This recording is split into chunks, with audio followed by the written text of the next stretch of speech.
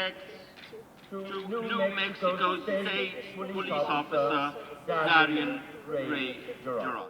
You know, I had met him once or twice. You know, I know you'd go to the basketball games here for Lordsburg High School and, you know, the junior high and stuff like that. And, you know, I met him out, you know, doing road work and stuff like that. And every time I met him, you know, he had a smile on his face.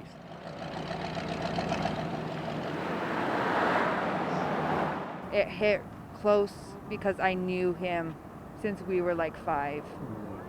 So when I heard that he was down, it was an awful feeling, just knowing that a childhood friend was gone. We too now pray. A local officer, you know, from Lordsburg area, you know, getting shot and killed, it's heartbreaking. There's a lot of fundraisers and everything going on for the Jarrott family, which I think is amazing. You know, this little community has come together for this one officer, and you know, it's amazing what they've done.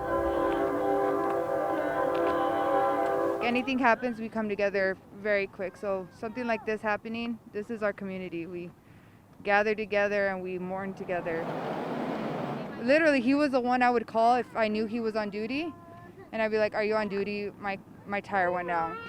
And he'd be like, "No, I'm not, but let me see who is." And, you know, he was that kind of person.